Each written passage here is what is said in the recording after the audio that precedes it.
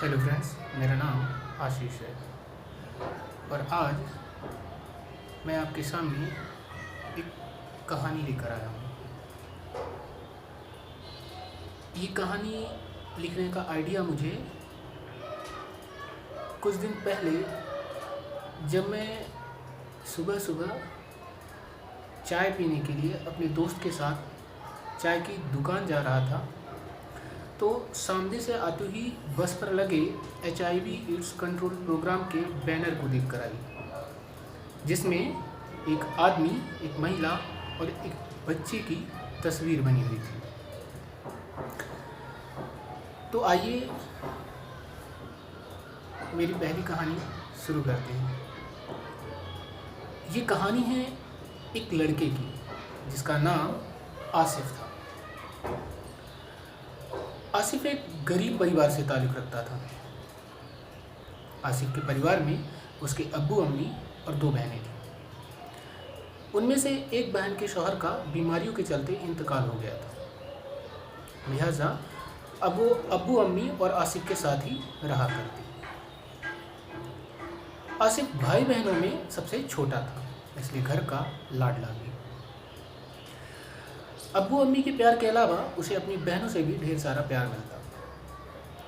आसिफ के अब्बू घर से ही कुछ दूर पर एक छोटी सी किराने की दुकान चलाया करते। ऐसे में पैसों की तंगी हमेशा बनी रहती, क्योंकि दुकान से कुछ खास आमदनी होती ना थी, पर फिर भी जैसे तैसे गुजर बसर हो रहा था।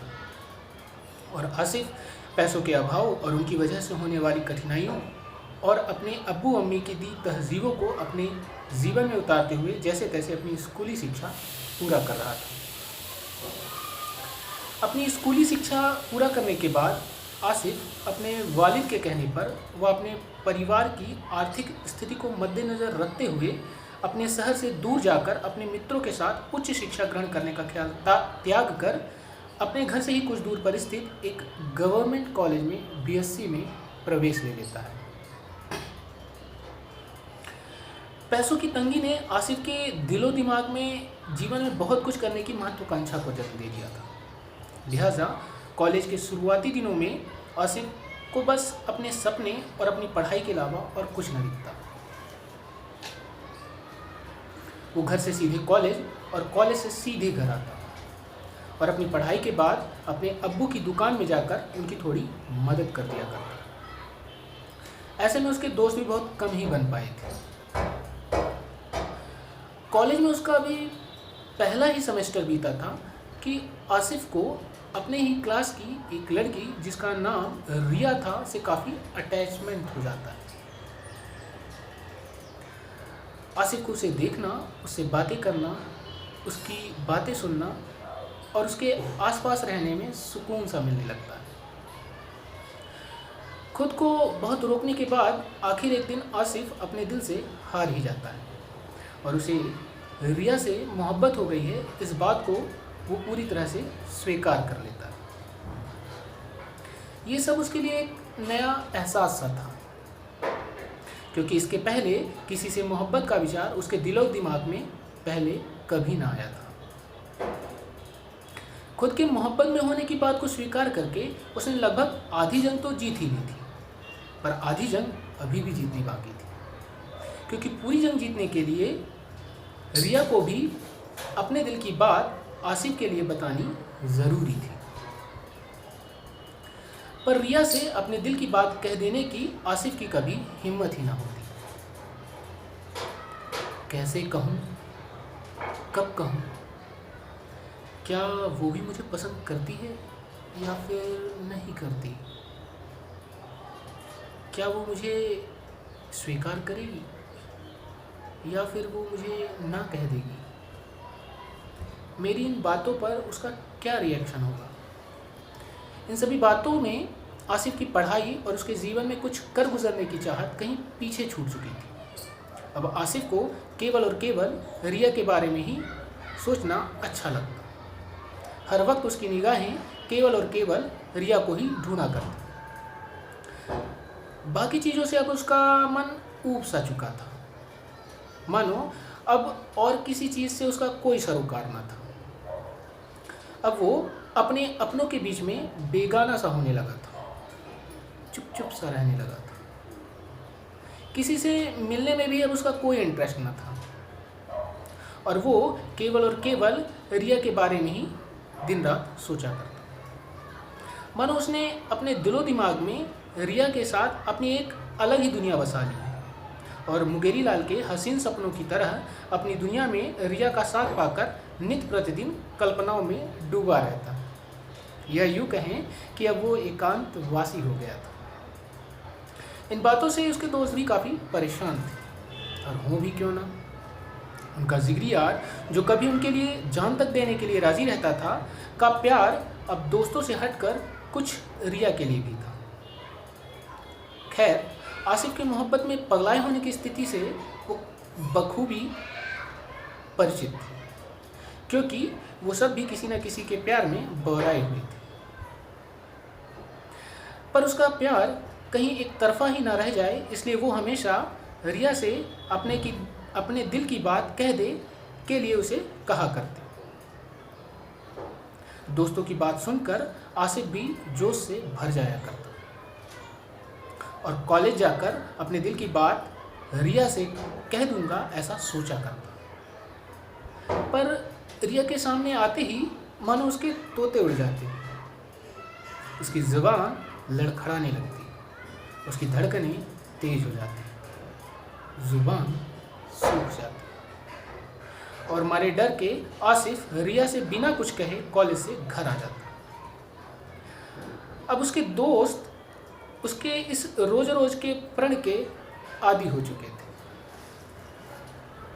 और वो उसकी इन हरकतों का भी काफ़ी मजाक उड़ाया करते। कुछ दिन तक ऐसे ही चलता रहा, और फिर एक दिन आसिफ अपने डर पर काबू पा लेता है, और रिया से अपने दिल की बात कह देने का पूर्ण निश्चय कर लेता है। अपने डर को दूर रखने के लिए वो रिया को अपने दिल की बात फ़ोन करके बताने का निर्णय लेता है, और एक दिन कॉलेज से घर आकर घंटों यूं अपने में ही सारी बातों का अभ्यास करके पूर्ण निश्चय से आसिफ रिया को फ़ोन करता है। फ़ोन की पहली रिंग जा ही रही होती है कि आसिफ के दिल की धड़कनें तेज होने लगती हैं, और आसिफ का डर एक बार फिर उस पर हावी होने लगता है। आसिफ फ़ोन काट पाता तब तक देर हो जाती है, और उधर से हेलो की आवाज़ आती है। रिया की मीठी आवाज़ सुनकर अब आसिफ कुछ रिलैक्स सा हो जाता है, और तपाक से बोल पड़ता है, हेलो रिया, मैं आसिफ। रिया भी उसे आसानी से पहचान जाती है। हाँ आसिफ, बोलो, फ़ोन क्यों किया? मुझे तुमसे कुछ ज़रूरी बात करनी है, आसिफ रिया से कहता है। हाँ बोलो, क्या बात करनी है तुम्हें मुझसे? रिया आसिफ से कहती है। वो मैं तुमसे कहना चाहता था कि वो आसिफ फिर एक बार लड़खड़ाने लगता है। उसे समझ ही नहीं आता कहाँ से शुरू करे। मानो उसकी घंटों की तैयारी जाया सी होने जा रही है। वो कुछ बोल ही नहीं पाता, डर उस पर पूरी तरह से हावी हो जाता है। यूं बहुत देर तक आसिफ को खामोश देखकर, वह कुछ भी स्पष्ट न बोल पाने को देखकर गुस्से भरे लफ्ज़ों में रिया आसिफ से कहती है, आगे कुछ बोलोगे भी या यूं ही गोल गोल बातें करते रहोगे? किसी तरह हिम्मत जुटाने के बाद आसिफ अपने दिल की बात रिया को बताता है। आसिफ की सारी बातें बड़े ही इत्मीनान से सुनने के बाद, कुछ देर की खामोशी के बाद रिया आसिफ से कहती है, मैं हिंदू हूँ और तुम मुस्लिम। हम कभी नहीं मिल सकते, कोई नहीं मानेगा। हाँ, मैं जानती हूँ कि तुम मुझसे प्यार करते हो, पर जब संभव ही नहीं है मिलना, तो फिर इस रास्ते पर जाने का क्या मतलब? तुम समझ रहे हो ना? रिया की इन बातों को सुनकर आसिफ पूरी तरह से टूट जाता है, क्योंकि इसके पहले उसने अपने और रिया के प्रति अपने प्यार को धर्म के तराजू पर रखकर यूं कभी ना तौला था। मसलन उसकी बहस में ना पड़ते हुए भरी आवाज़ से ठीक है मैं फ़ोन रखता हूँ कहकर आसिफ फ़ोन काट देता है। आसिफ की मानो दुनिया से ही उजड़ गई हो। अब वो किसी से नहीं मिलना चाहता था, ना ही कॉलेज जाता। हर वक्त रिया की कही हुई बातें उसके दिलो दिमाग में गूंजा करती। वो सुकून की तलाश में अक्सर एकांत ढूंढा करता, पर वो उसे वहाँ भी ना मिलता। कुछ दिनों के बाद उसके एग्ज़ाम भी शुरू होने वाले थे, पर उसने तय कर लिया था कि अब वो कभी कॉलेज नहीं जाएगा, और जाए भी तो किस मुँह से रिया का सामना करेगा, ऐसे विचार उसे हर वक्त परेशान किया करते। और उधर काफ़ी दिनों से आसिफ को कॉलेज में ना पाकर रिया भी थोड़ी बेचैन सी थी। आसिफ कहाँ गया, कॉलेज क्यों नहीं आ रहा, अनेक प्रश्न उसके दिल में उठते। आसिफ के दोस्तों से पूछताछ करने के बाद उसे पता चला कि आजकल वो उनसे भी मिलने नहीं आता। कई दिनों से उनकी बात उससे नहीं हुई। और फिर एक दिन रिया आसिफ को फ़ोन करने का निर्णय लेती। हेलो, कहाँ हो तुम, मेरा फ़ोन क्यों नहीं उठा रहे हो, और आजकल कॉलेज क्यों नहीं आ रहे हो तुम, तुम्हें पता है ना एग्ज़ाम सर पर है। एक साथ इतने सारे प्रश्नों को सुनकर आसिफ थोड़ा परेशान सा हो जाता है, पर रिया के हक से पूछने का अंदाज कहीं ना कहीं उसे दिल ही दिल में अच्छा सा लगता है। मैं अब कभी कॉलेज नहीं आऊँगा। पर क्यों, रिया आसिफ से पूछती है। बस अब मन नहीं है कॉलेज आने का, आसिफ रिया से कहता है। रिया आसिफ के जवाब को सुनकर उसके पूरी तरह से टूटे होने की हकीकत से परिचित हो जाती है। ऐसे में वो आसिफ को कॉलेज आकर उससे मिलने को कहती है। हाँ ठीक है, मैं कल कॉलेज आऊँगा कहकर आसिफ फ़ोन काट देता है। फ़ोन काटते ही मानो विचारों ने आसिफ के दिमाग में धावा सा बोल दिया। उसने मुझे कॉलेज क्यों बुलाया है, क्या वो अपना जवाब बदलना चाहती है, या फिर वो मुझे फिर से उन्हीं बातों के लिए समझाएगी। किसी तरह अपने आप को समझाइश देने के बाद आसिफ दूसरे दिन रिया से मिलने कॉलेज जाता है। दूसरे दिन कॉलेज में रिया और आसिफ के बीच में फिर से उन्हीं बातों पर बातें होती हैं, पर रिया अपना फैसला नहीं बदलती और आसिफ को पढ़ाई में ध्यान लगाने की सलाह के साथ उससे डेली कॉलेज आने का वादा ले लेती है। आसिफ भी रिया को किसी भी बात के लिए ना नहीं कहना चाहता था, लिहाजा वो उससे डेली कॉलेज आने का वादा कर देता है। अब रिया की नज़रों में सब कुछ सामान्य हो गया था, क्योंकि दोनों पहले की ही तरह कॉलेज जाते, मिलते और थोड़ी बहुत बातें भी किया करते।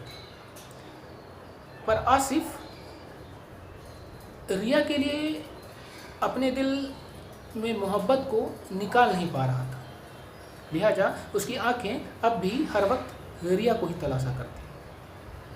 आगे बचे हुए सालों में भी कई बार आसिफ ने रिया को मनाने की कोशिश की, और हर बार उसे निराशा ही हाथ लगती। अब तक रिया आसिफ की ज़िंदगी में पूरी तरह से बस चुकी थी, और आसिफ के लिए जीवन का मतलब केवल और केवल रिया का उसके साथ होना है समझने लगता है, और उसे अपने जीवन व करीब ना पाकर निराशा में डूबने लगता है। आसिफ उससे बहुत प्यार करता है, इस बात का इल्म तो रिया को भी बखूबी था, पर अपने परिवार और समाज के विरुद्ध जाकर वो आसिफ को खुशियाँ दे पाने की हिम्मत नहीं जुटा पा रही थी। दिन, हफ्ते, महीने और साल बीतते गए और अब कॉलेज भी खत्म हो चुका था। ऐसे में आसिफ का रिया को देख पाना भी खत्म हो गया था, पर फिर भी रिया आसिफ के दिल में जिंदा थी। अपने शहर में नौकरी की तलाश में दर-बदर भटकने के कई सालों बाद नौकरी की तलाश में आसिफ अपने शहर से मीलों दूर मुंबई जा पहुंचता है, पर वहां भी स्ट्रगल उसका पीछा नहीं छोड़ती। कई कंपनियों में इंटरव्यू देने के बाद भी किसी भी कंपनी में उसका सिलेक्शन नहीं होता। अपने जीवन में केवल हार, निराशा, असफलता देखते देखते आसिफ थक चुका होता है और फिर एक दिन अपने शहर वापस लौटने और वहां अपने अब्बू की दुकान में ही उनकी मदद करने का निर्णय लेता है। मुंबई स्टेशन पर वह अपने ट्रेन का इंतजार कर ही रहा होता है कि अचानक उसकी नज़र स्टेशन पर खेलते हुए एक बच्चे पर पड़ती है। वो बच्चा एक बॉल से खेल रहा होता है। अचानक उस बच्चे की बॉल प्लेटफॉर्म से नीचे रेलवे ट्रैक पर जा गिरती है। छोटा बेपरवाह बच्चा बॉल के पीछे पीछे प्लेटफॉर्म से रेलवे ट्रैक पर कूद जाता है। सामने से आती हुई तेज रफ्तार ट्रेन को देखकर एक महिला जो आसिफ से कुछ दूर पर होती है बच्चे को बचाने की गुहार लगाती है। उसकी बातें जैसे ही आसिफ के कानों पर पड़ती है वह तुरंत बिना देर किए बच्चे को बचाने का निर्णय लेता है और भागते हुए प्लेटफॉर्म से रेलवे ट्रैक पर कूद जाता है। वह बच्चे को बचा तो लेता है, लेकिन इस दौरान उसे कुछ चोटें आ जाती हैं। ट्रेन के निकल जाने के बाद देखते ही देखते लोगों का वहाँ हुजूम सा आ जाता है और सभी आसिफ की इस बहादुरी की तारीफ करने लगते हैं। कुछ ही देर में वो महिला भी दौड़ते हुए आती है और आसिफ से उस बच्चे को अपनी गोद में लेकर रोते हुए बच्चे को प्यार से चुप कराने लगती है। पूरी तसल्ली कर लेने के बाद कि बच्चे को कोई चोट तो नहीं लगी, उस महिला का ध्यान आसिफ पर जाता है और आसिफ भी जैसे अपनी नज़रें ऊपर कर उस महिला को देखता है, दोनों एक दूसरे को देखते रह जाते हैं। तुम दोनों एक साथ बोल पड़ते हैं, तुम यहाँ? आसिफ थोड़ा असहज हो जाता है। कुछ देर की खामोशी को तोड़ते हुए वो महिला आसिफ से कहती है, तुम यहाँ कैसे? आसिफ भी उसे बिना कोई जवाब दिए उसे एक नया प्रश्न कर बैठता है, क्या ये तुम्हारा बच्चा है? थोड़ी देर चुप रहने के बाद वो महिला आसिफ को जवाब देती है, हाँ, ये मेरा बच्चा है।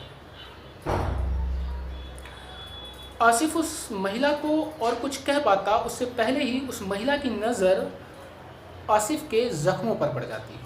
वो उसे अपने साथ घर चलने को कहती है, क्योंकि इस दौरान उन दोनों की ही ट्रेनें छूट जाती हैं। आसिफ को समझ नहीं आ रहा होता है कि किस्मत का उसके साथ ये कैसा खेल है।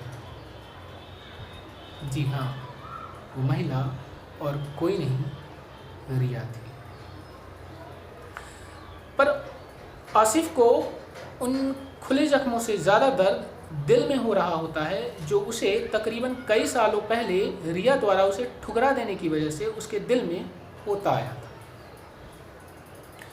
रिया एक बार फिर आसिफ को अपनी बातों से मना लेती है और आसिफ उसके साथ घर चलने के लिए राजी हो जाता है। घर पहुंचकर रिया आसिफ के घावों पर मरहम लगाती है और उसके बेटे को बचाने के लिए उसका धन्यवाद करती है। काफ़ी गहरे घाव, भरने में वक्त लगेगा, रिया आसिफ से कहती है।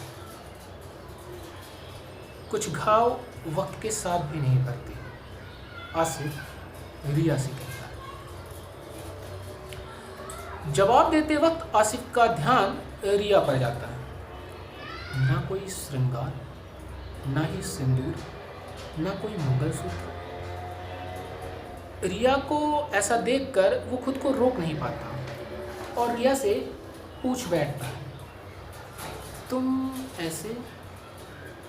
रिया जवाब दे पाती इससे पहले ही मानो उसके सब्र का बांध टूट सा गया। उसकी आंखों से आंसुओं की धारा बहने लगती है। कहीं मैंने पूछकर कुछ गुनाह तो नहीं कर दिया का भाव आसिफ के दिल में बड़ी जोर से चोट करता है। अपने आप को कुछ संभालने के बाद रिया अपनी आप बीती आसिफ को बताती है कि कैसे उसकी शादी बड़े ही धूमधाम से उसके घर वालों ने उसी के समाज के एक प्रतिष्ठित परिवार में की। उसका पति शहर का एक बहुत बड़ा बिजनेसमैन था। शादी के कुछ सालों तक तो सब कुछ ठीक ही रहता है। फिर एक दिन उसके पति के किसी और महिला से संबंध होने की बात उसे पता चलती है, जिसके चलते उसके और उसके पति के बीच संबंध खराब हो जाते हैं और दोनों के बीच तलाक हो जाता है।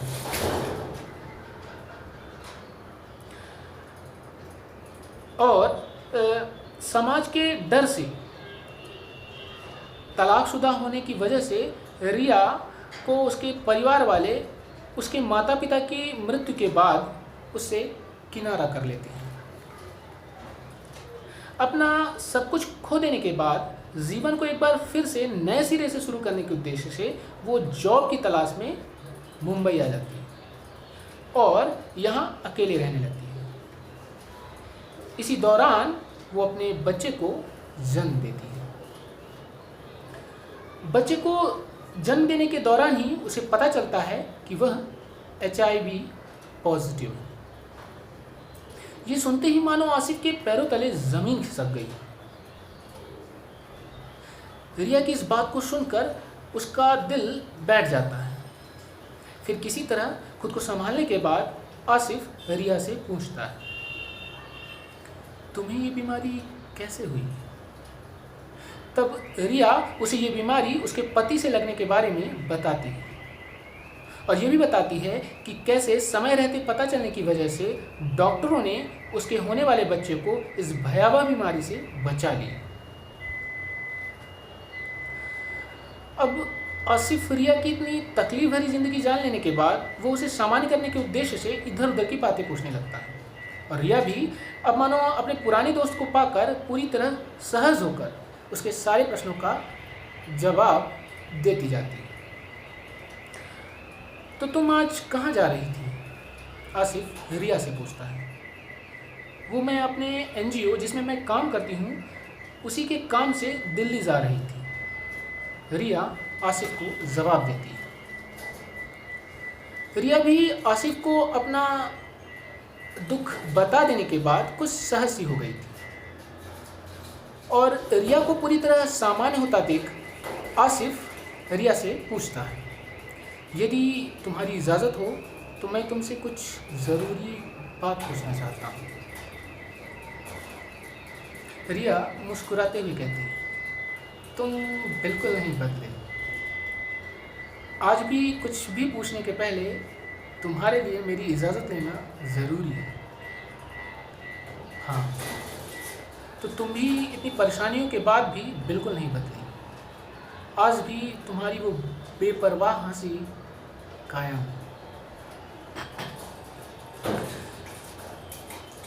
ये सुनकर रिया कुछ असहज हो जाती है और थोड़ी देर बाद की खामोशी के बाद, हाँ पूछो क्या पूछना चाहते हो, रिया आसिफ से कहती है, मैं तुम्हें आज तक भुला नहीं सका, मैं तुम्हें जीता आया हूँ। तुम आज भी मेरी ज़िंदगी का अहम हिस्सा हो। यदि तुम्हारी इजाज़त हो तो मैं तुमसे शादी करना चाहता हूँ, क्योंकि बगैर तुम्हारे साथ के मैं एक जिंदा लाश बन गया हूँ।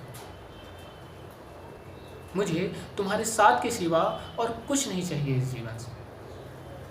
मैं तुम्हारा साथ चाहता हूँ। आसिफ की इन बातों को सुनकर रिया एक बार फिर असहज हो जाती है और कुछ देर की खामोशी के बाद आसिफ से कहती है, सारा सच जान लेने के बाद भी तुम मुझसे शादी क्यों करना चाहती हो? क्यों तुम अपने आगे आने वाले जीवन को यूं खराब कर देना चाहती हो? हकीकत तो पता है ना तुम्हें अब मेरी, रिया आसिफ से कहती है। हाँ पता है, पर ये मेरे दिल की आरजू है कि मैं तुम्हारे साथ जीना चाहता हूँ, तुम्हें अपने जीवन का अहम हिस्सा बनाना चाहता हूँ, आसिफ रिया से कहता है। आसिफ की इन बातों को सुनकर रिया पूरी तरह टूट जाती है और रोने लगती है, मानो उसने अपने इन आंसुओं को न जाने कब से कैद कर रखा था। उसके आंखों से आंसुओं की बाढ़ सी आ जाती है और कुछ देर की खामोशी के बाद रिया आसिफ से कहती है, मैं तुमसे शादी नहीं कर सकती। पर ऐसा क्यों? आसिफ रिया से पूछता है। क्योंकि मैं तब तुम्हें जिंदगी नहीं दे सकी, तो आज मौत कैसे दे दूं? तो क्या तुम मुझसे प्यार नहीं करती? हाँ, मैंने पहले कभी नहीं पूछा तुमसे, पर आज पूछता हूँ। आसिफ की इन बातों को सुनकर मानो रिया को एक हिम्मत सी आ गई हो। आज वो सारा सच कह देना चाहती है, अपने दिल की सारी बात आसिफ को कह देना चाहती है, जो उसने न जाने कितने सालों से अपने सीने में दफन कर रखी थी। हाँ, मैं तुमसे तब भी प्यार करती थी, मैं तुमसे अब भी प्यार करती हूँ। और हाँ, मुझे ये भी पता है कि इस जहाँ में मुझे तुमसे ज़्यादा न कोई तब प्यार करता था और न कोई आज प्यार करता है। पर फिर भी मैं तुम्हें आज मौत के गले लगने के लिए नहीं कह सकती। रिया के दिल में खुद को पाकर अब आसिफ बहुत खुश था, मानो उसका जीवन सार्थक हो गया। एक अजीब सा कॉन्फिडेंस उसके अंदर जन्म ले लेता। अब वो पहले की तरह डर ना रहा था। उसे मन ही मन में विश्वास हो जाता है कि आज वो रिया को मना ही देगा। जी तो नहीं सका मैं तुम्हारे साथ, अब तुम्हारे साथ मरने का मेरा हक आज तुम मुझसे मत छीनो, आसिफ रिया से कहता है। आसिफ की ये बातें मानो रिया के दिल में घर कर गई। रिया अब ना रही। वो आसिफ के प्यार के सामने निरुत्तर होती जा रही थी, पर वो आसिफ को यूं मौत के मुंह में ढकेल नहीं सकती थी। लिहाजा उसने एक बार फिर अपनी सारी ऊर्जा इकट्ठा कर आसिफ को कहा, नहीं, मैं तुम्हारे आगे आने वाले कल को यूं बर्बाद नहीं कर सकती। तुम्हारे पास अभी पूरा जीवन पड़ा है जीने को, और फिर तुम्हारे परिवार के प्रति भी तुम्हारी कुछ जिम्मेदारियां हैं। तुम्हारा सब कुछ यूं खत्म नहीं कर सकती।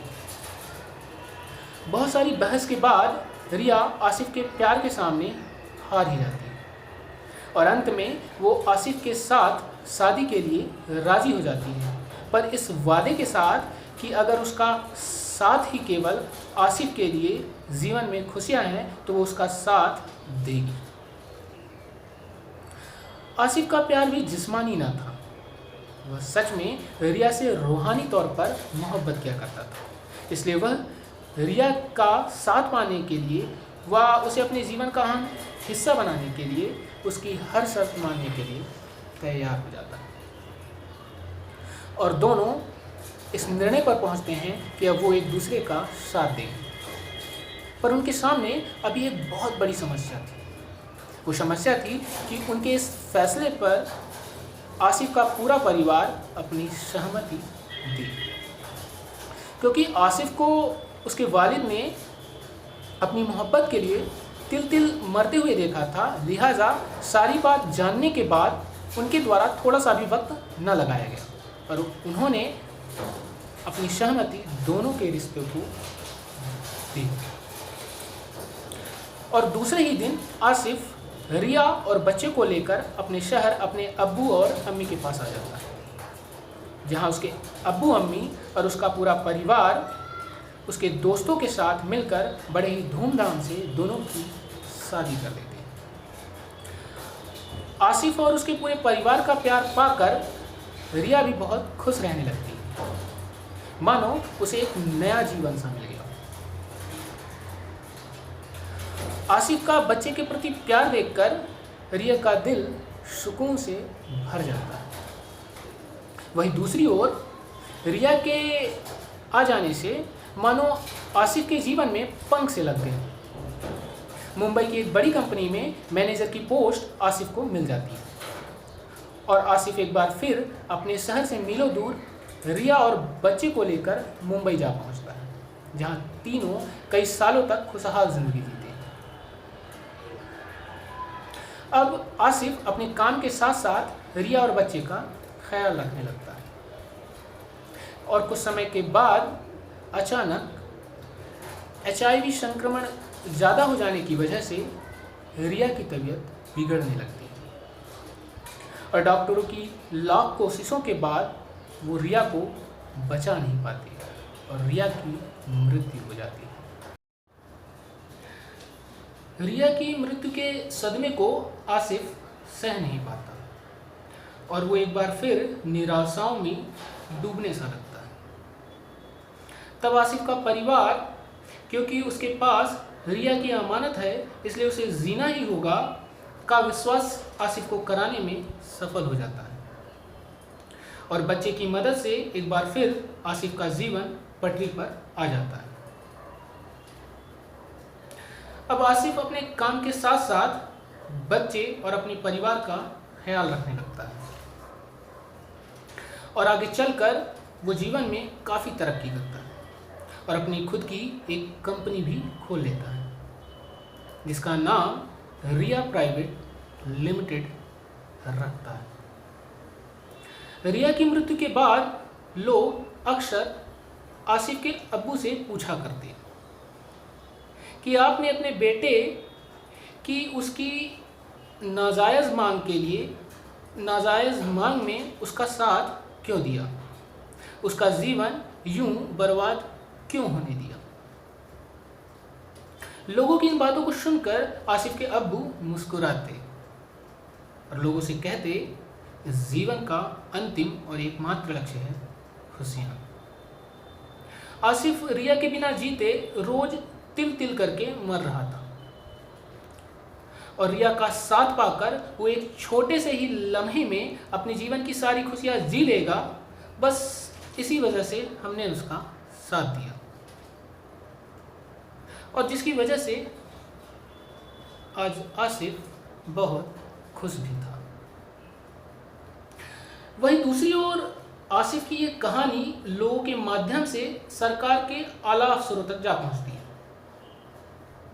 और फिर सरकार आसिफ को रिया के HIV पॉजिटिव होने के बावजूद भी उसे सम्मानजनक जीवन जीने में और उसके साथ सुरक्षित जीवन जीते हुए उसका साथ देने के लिए पुरस्कृत करने का निर्णय लेती है और आसिफ को HIV कंट्रोल प्रोग्राम में बतौर ब्रांड एम्बेसडर नियुक्त कर देती है